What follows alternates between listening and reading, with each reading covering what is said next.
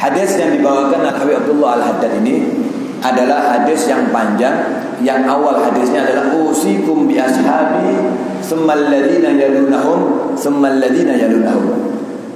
Nabi SAW memberikan nasihat kepada kita untuk kita menjaga daripada 4 golongan. Dalam bahasa Arab namanya jil, golongan. Jil yang pertama, golongan yang pertama adalah ashabi. Aku berikan wasiat kepada kalian wahai muslimin, wahai mukminin, baik yang zamannya Nabi sampai akhir kiamat, hati-hati sama sahabatku. Artinya hati-hati, jangan sampai mencaci, jangan sampai mengkritik. Tidak usah bahas manusiawinya seorang sahabat. Ya sahabat ngamuk ya ada, manusia. Sahabat berkelahi ya ada, namanya manusia. Maaf kalau membahas gitu-gitunya. Sayyidina Ali bin Abi Thalib sama Sayyidah Aisyah radhiyallahu anha berperang. Ada yang meninggal ini. Ini menantu Nabi berperang dengan istrinya Nabi. Tapi bukan tugasnya kita untuk ada apa, perlunya apa, memvonis, menghukum, hancur. Ya, itu akan menjadi suatu kehancuran. Maka pernah ada seorang salaf diberi sama Allah kasaf ya, dibuka sama Allah akan satu kejadian.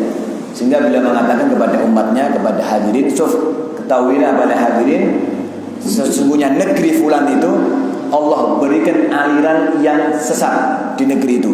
Masuknya aliran sesat bukan karena kuatnya yang dakwah, bukan karena kuatnya dana toh, tapi ada gerakan dari Allah. Jangan lupa, oh iya, aliran ini kuat, nggak dananya dari sana. Enggak. Kita harus tahu kenapa Allah masukkan di negeri itu, di negeri manapun yang awalnya kenceng Ahlus Sunnah wal Jamaah, kok tiba-tiba mulai rusak dengan yang tidak Ahlus Sunnah wal Jamaah. Yang awalnya kenceng karena Islam yang sangat kuat, kok tiba-tiba kemasukan yang non-muslim menghancurkan daripada yang Islam. Kenapa? Ada sebab. Ada hikmah-hikmah yang Allah tampakkan lewat hamba-hambanya yang Allah pilih, dan ada hikmah-hikmah yang Allah tak tampakkan. Tapi segala kejadian pasti ada hikmah. Kullu syai' fihi shalih, kullu syai' fihi hikmah. Segala sesuatu masih kesan, pasti ada hikmah. Jatuh, naudzubillah, itu ada hikmah. Semua ada hikmah. Ada yang Allah tampakkan hikmah di hati kita untuk kesan ini. Tentunya kecil. Kenapa? Di depan ada lubang yang sangat besar, di lubang ada sumur. Anda jalan dalam keadaan main HP. Coba anda kesandung, nyemplung. Ya Allah, alhamdulillah, kesandung batu cilik timbangnya masuk kepada sumur. Hikmah. Kalau mau nyari, yang ada orang kesandung langsung misu, ngamuk, nggak dapat hikmah. Sandung, baik patah, pecah, berdarah, apapun itu. Respon pertama jangan marah. Aku sholat, alhamdulillah, 5 waktu, alhamdulillah, yo berjamaah, ungkat-ungkat, sedih kenek ya Allah. Ya jangan begitu, duduk, sholat, alhamdulillah. Pikir, ada apa yang baru kita kerjakan? Alhamdulillah, sholat, zikir, zikir, majlis, sholawat, sholawat, alhamdulillah. Oh ya, jangan-jangan istri anda nggak sholat, jangan-jangan anda nggak sholat, sehingga balaknya kena ke suaminya, balaknya kena kepada bapaknya. Telepon dong. Jangankan kita yang kayak begini kehidupannya ya. Al-Habib Abdurrahman bin Fuqih yang biasa dipanggil dengan Allamatud Dunya. Seorang yang dengan matinya Habib Abdurrahman hilang 14 ilmu. Sampai akhir kiamat 14 ilmu enggak ada lagi.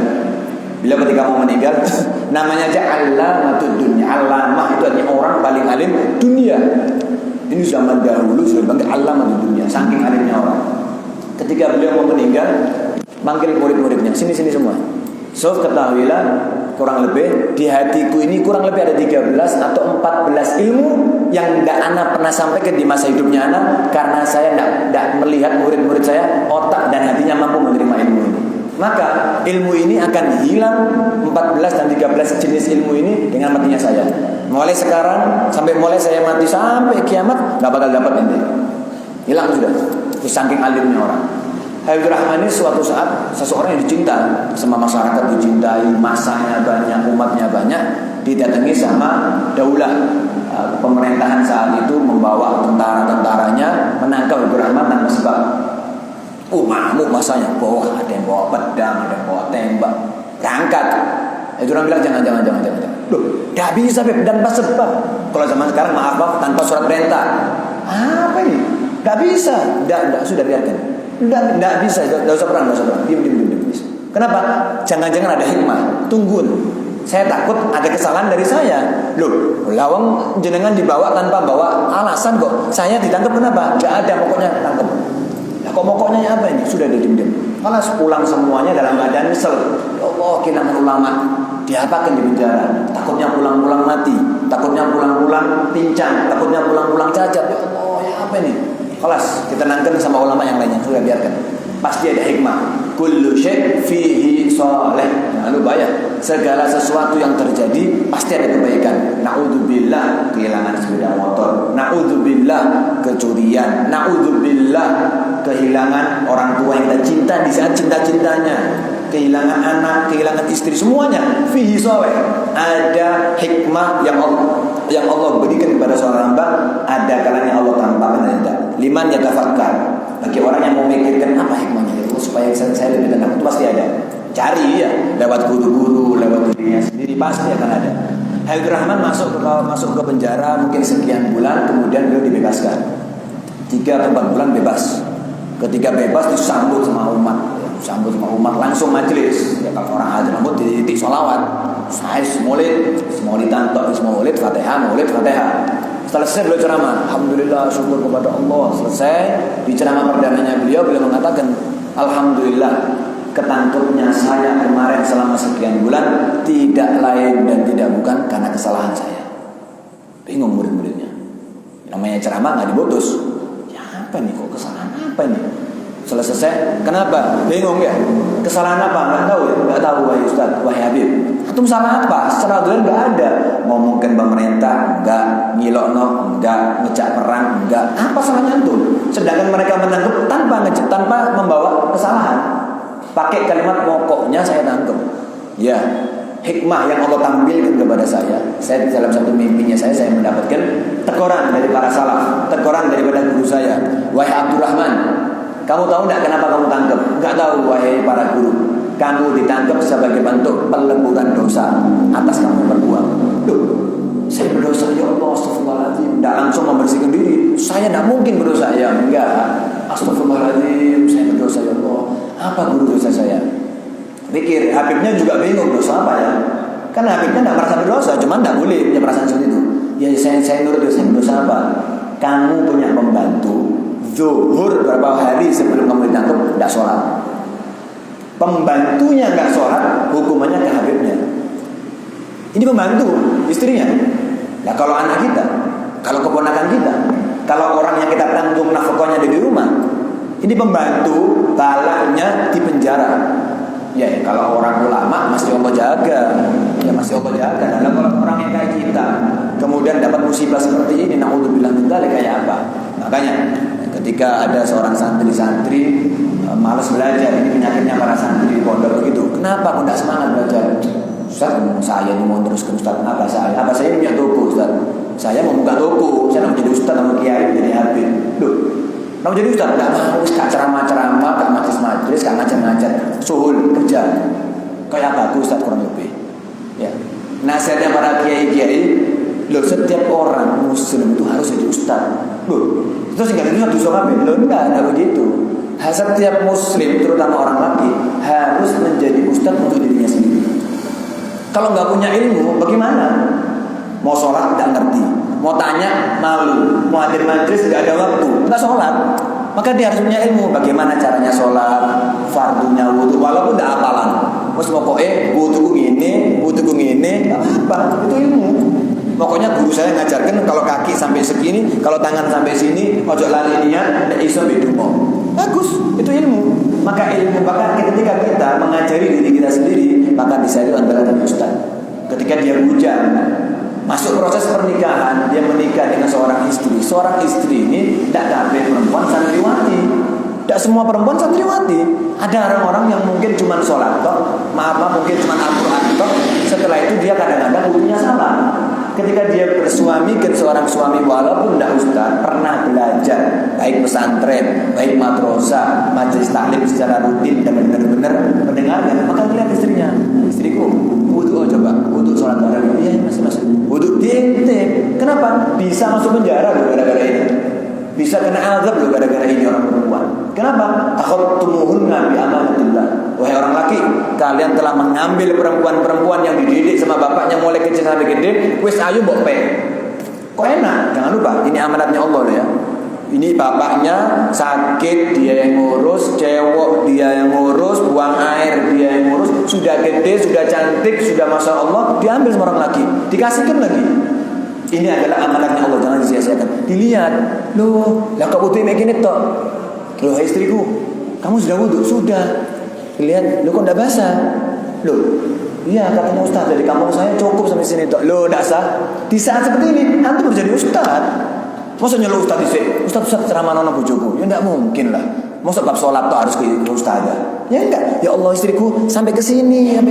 Berapa tahun? Baliknya umur berapa? Baliknya umur 15. Sekarang umur berapa? Sekarang umur 17. 2 tahun bodoh ya. Harus dikawal istrinya. Suaminya harus ngawal sampai 2 tahun. Amari sholat zuhur lagi. Habis sholat asar lagi selama 2 tahun. Kodok. Ya kalau bukan suaminya siapa? Kalau suaminya tidak punya ilmu, ya ustaz ini bukan berarti yang ilmunya tinggi. Ya, untuk anak. Kemudian istri sudah anak sekarang. Anaknya lahir, ya nggak mau ngajarin TPQ, sungguh kau sama Quran mau jadi TPQ. Kalau diajari masuk dah, doa makan, doa minum dah, atau doa masuk kamar mandi, engkau mau jadi ustaz. Wah, akhirnya seorang anak mendapatkan hanya menjadi syafaat untuk seorang guru, tapi nggak menjadi syafaat untuk seorang ayah. Makanya setiap dari kita ini harus jadi bapak dan jadi ustaz untuk anak kita, supaya anak kita ngefan.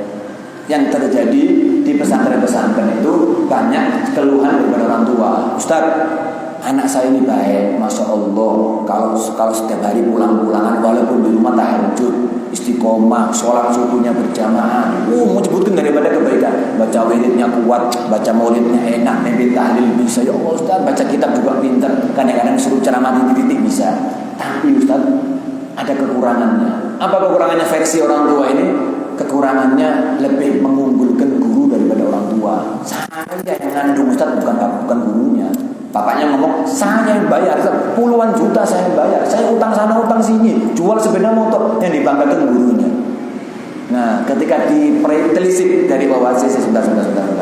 Jenengan mulai awal, selain tugas bapak dan tugas ibu, apa yang anda telah kerjakan? Maksudnya apa? Lek ibu nyewoi anak, ya kabeh, semua ibu nyewoi anak. Kalau bapak bayari anak, ya semua. Mana ada bapak yang bayari anaknya? Tidak ada, namun bila bapak nggak tanggung jawab. Kemudian maksudnya apa? Yang lebih dari bapak dan ibu. Sekarang saya tanya sama wali santri ini. Anak jenengan bisa baca Quran di mana? Awal alif, tahu alif itu alif, ba itu ba, ta itu tak dari mana? Dari ustadznya. Ustadz ya. Loh, anaknya jenengan bisa wudhu pertama kali dari mana? Dari ustadznya yang di situ, yang di Madin, ustadz ya. Oh ustadz, ya. Lu anaknya jenengan salim, biasanya salimnya begini, pakai pipi, salimnya begini. Sekarang salimnya pakai sunnah. Kalau salim begini nggak ada pahalanya nanti. Kalau salimnya begini pahalanya double, asal sunnah, dapat pahala yang super. Kalau begini sunnah karena beradab, begini sunnah kan dapat pahala beradab. Tapi kalau begini double pahalanya. Niru Nabi SAW. Mari mondok, mari madin, mari madrasah, mari sekolah sama guru-guru, salimnya begini. Disedep lagi. Orang tua kan seneng. Ya Allah, disedep deh anakku. Tahu dari mana? Dari ustadznya. Loh, anaknya jenengan kalau masuk masjid pakai kaki apa? Kaki kanan, keluar kaki kiri. Baca dungu ustaz. Tahu dari siapa? Dari ustadznya. Nah, anak mendapatkan hal-hal keren. Yang keren itu yang dinisbatkan kepada Allah. Yang keren itu yang nisbatnya kepada Nabi Muhammad SAW. Lek bisa 1, 2, 3 toh, ya keren. Cuman nggak sampai kerennya cuma di dunia toh. Ya, setelah itu nggak ada lagi. Tapi keren itu ketika dibawa sampai ke akhirat lewat gurunya. Makanya anak lebih ngefan kepada guru daripada orang tua. Karena orang tua porsinya aku bapak tok. Wes sekolah jauh duit tak ini. Wes sekolah butuh ini tak utang no. Ya, pokoknya main, pokoknya tok wes, pokoknya sebenarnya tak atur uripmu. Wes menang. Akhirnya anak mendapatkan gurunya lebih lembut daripada orang tuanya. Gurunya lebih mengerti anaknya dari muridnya daripada orang tua mengerti anaknya. Anaknya sumpek, wong tuwa ngambuk. Aja sumpek-sumpek lho ya, Mak. Bapak ya waktu kerjane. Loh. Wes anak sumpek bukan dipeluk, diambil hatinya, dikasih apa sesuatu supaya lunak, supaya bisa bicara, dimarahi. Ketika dia pulang ke pesantrennya, keluar ke guru, hadir ke majelis, ketemu ustadznya, kiainya, habibnya, ditanya, kok kok nggak guyu jenengan, saya tadi cerita lucu. Kenapa mukanya jenengan teko-teko? Ngambil hati, bukan bapaknya ini yang ngajar, bukan bapaknya ini. Tidak pernah bayari, tidak pernah belikan pempes, tidak pernah belikan susu, tidak melok ngelahirno. Kok iya, saya tadi cerita, akhirnya dapat nasihat. Oh, karena punya uang. Iya, saya punya utang 100.000. Ngamuknya orang yang punya utang ini, padahal masih kurang seminggu. Lu jangan ambil, mau kayak ikut sholat segenap, mau kayak sholat segenap, sing senyum, sing bangga, muling gak senyum sama orang tua. Ulang, menyelesaikan moro-moro senyum, bukan dari bapaknya, bukan dari ibunya, dari gurunya. Makanya seorang bapak harus jadi guru untuk anaknya, sehingga anak-anak kita akan menjadi orang yang ngefan kepada bapaknya. Kenapa? Aku di rumah punya satu orang pangkatnya 2. Siapa? Yo bapak, yo guru. Karena ada beberapa saat saya dinasihati. Kenapa? Bapaknya punya ilmu agama, hatam masih nggak apa hadis, tak apa. Saya pernah dengar hadis kayaknya maknanya seperti ini. Kan asik. Anak ini, ya Allah, bapakku ya ustaz rek, walaupun tidak ngajar. Bapakku ya ustaz rek, walaupun tidak gawe imamah. Bapakku ya ustaz rek, walaupun tidak gawe. Kenapa? Nasihat, omongannya baik, bisa ngepek hatinya anak dan seterusnya dan seterusnya. Nah, ashab yang pertama Nabi memberikan adalah sahabat-sahabatnya. Yang kedua, alladzina yalunahum.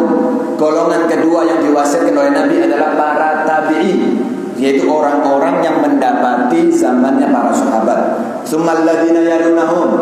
Kemudian para tabi'in, seseorang yang mendapati zamannya para tabi'in. Itu generasi 3 ini sebelum ditutup dengan generasi yang keempat adalah generasi yang harus kalian pegang. Kenapa? Karena sebaik-baik umat adalah umat di zaman Nabi Muhammad SAW. Kenapa? Gurunya Nabi. Kalau ada orang punya satu guru manusia biasa, bisa jadi orang soleh, lalu gurunya Nabi. Jadi apa? Jadinya sahabat. Ketika seorang punya gurunya sahabat, dia punya guru seorang sahabatnya Nabi SAW. Bagaimana barokahnya anak ini?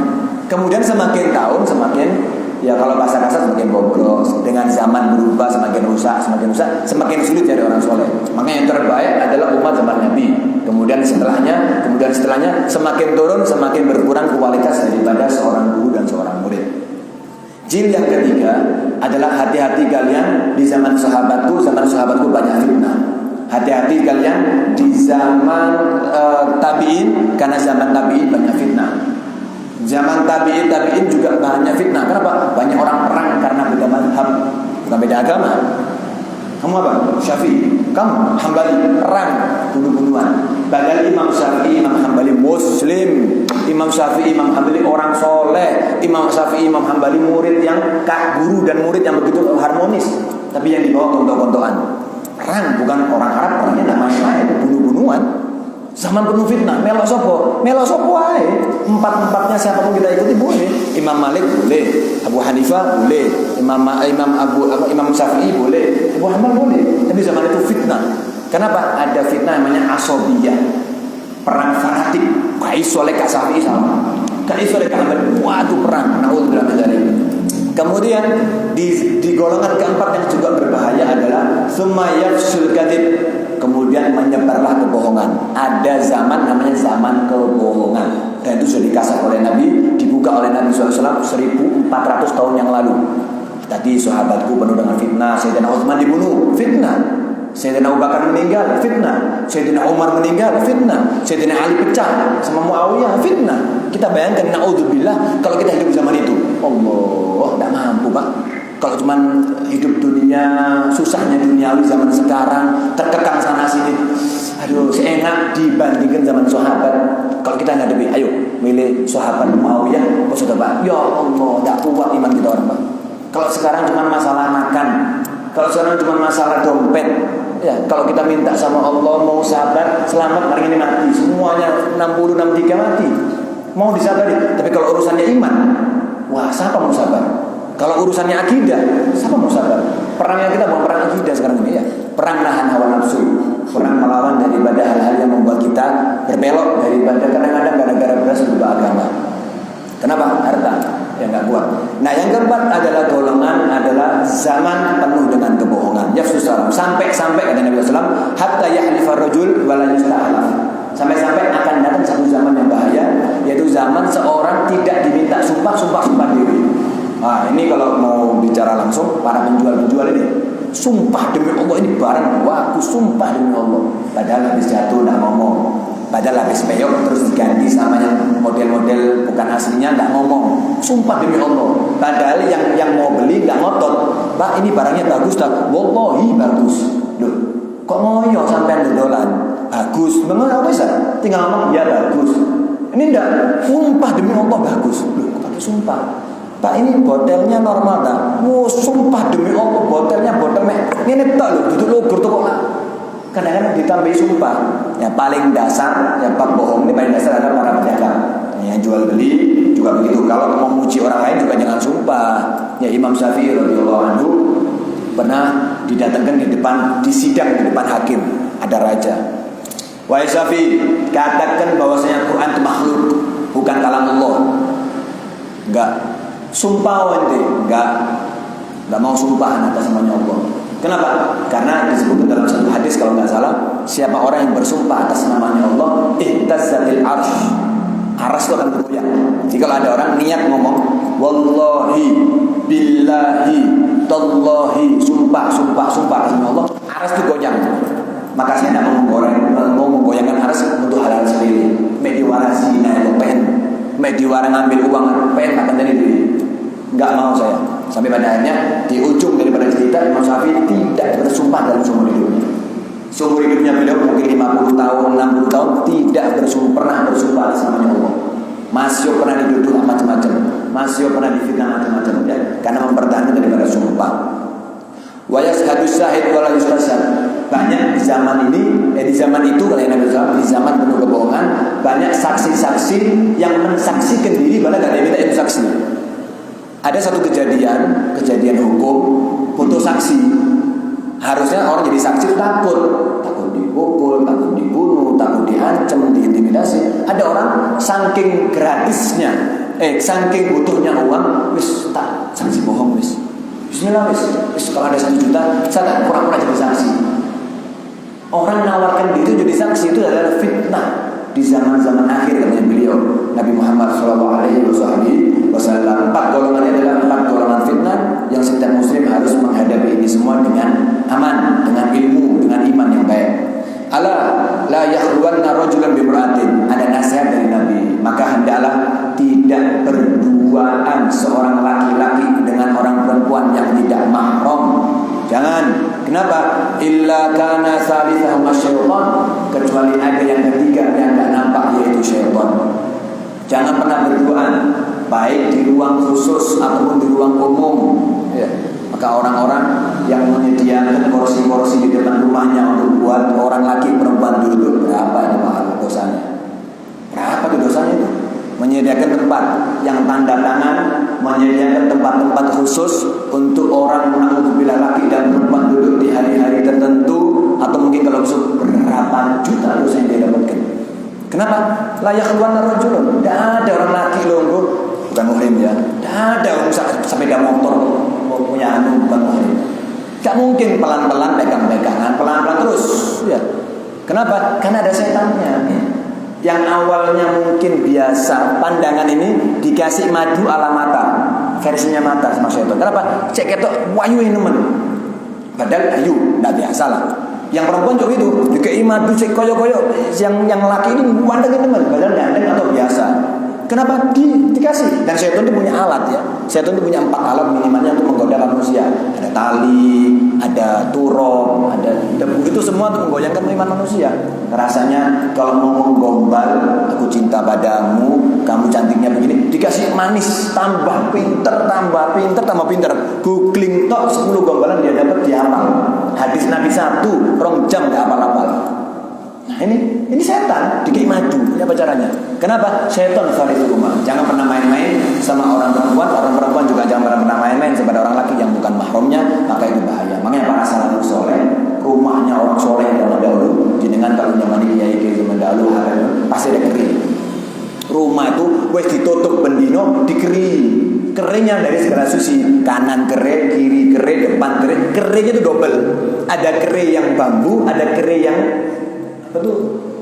apa namanya seperti kain, pakai bambu toh itu kudu gini Pak Andra ini. Ya, ditutup pakai, padahal kudu siapa mengintip seperti ini. ngintip tembok. Siapa mau ngintip tembok? Ya kalau temboknya diginikan mungkin kelihatan dalam. Ditutup. Kenapa? Bahaya.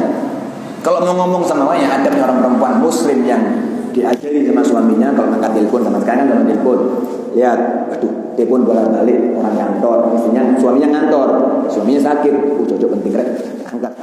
Assalamualaikum, gede-gede, no suaranya Pak. Assalamualaikum, salam. Ya, sabar, tegas, kayak wong lanang.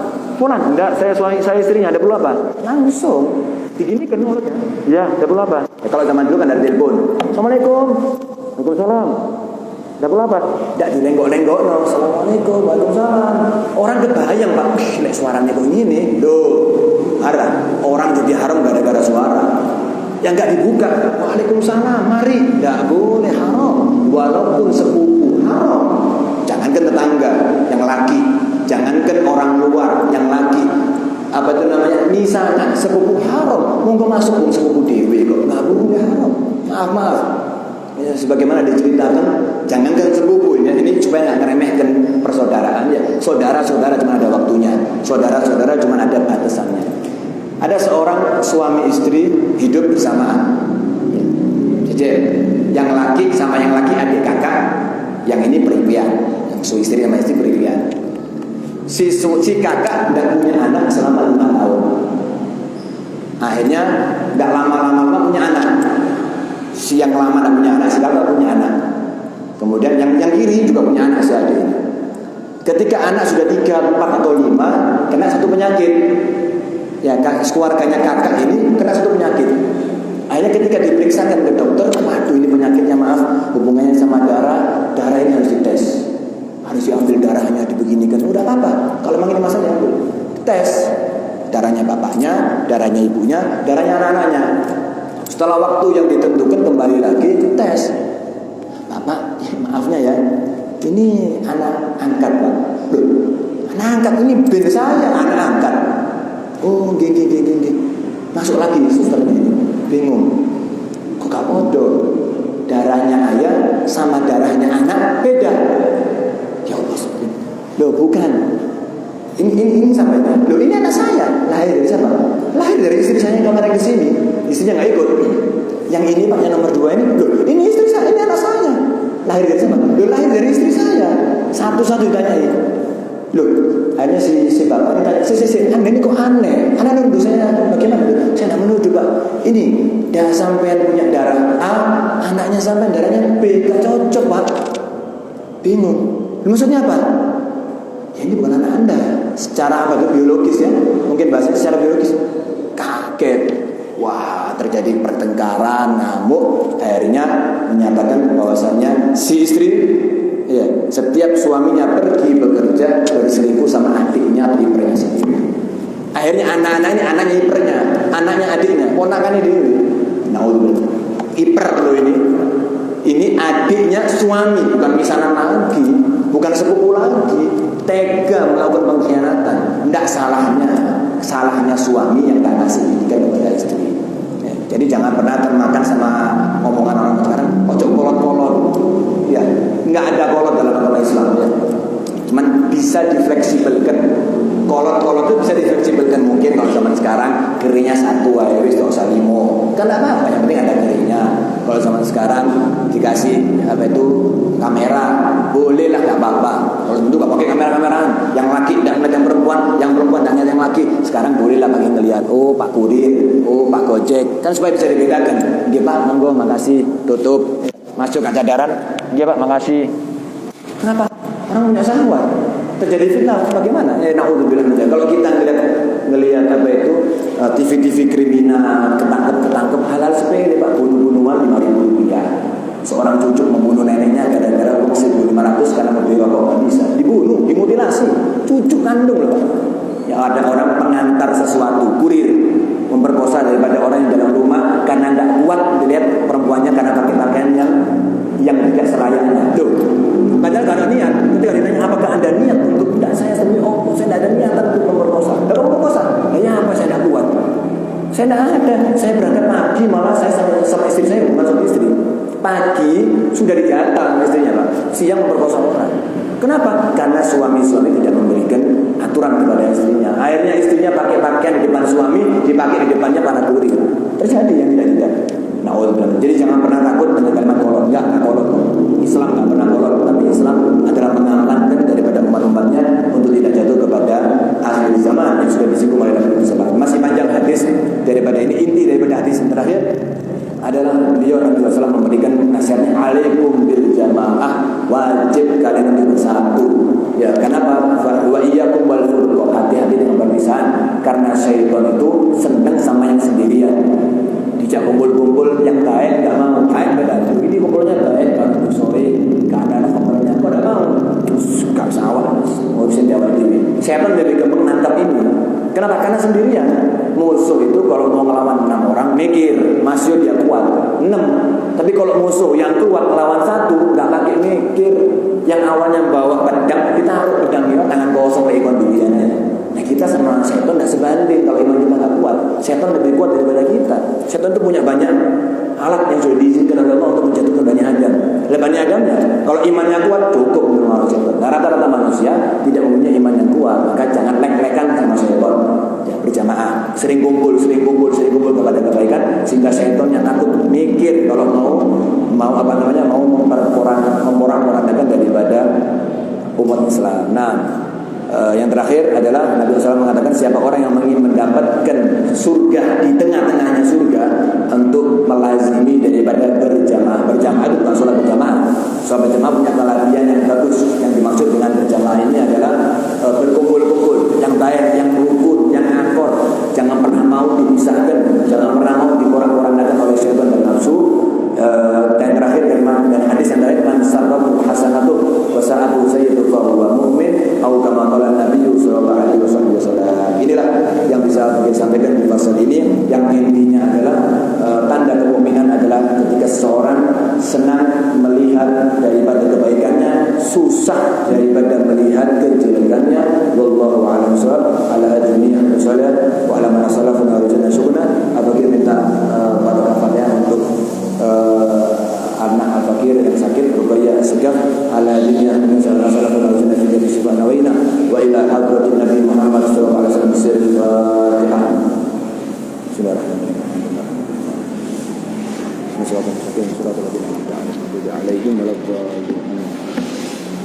Ya Rabbana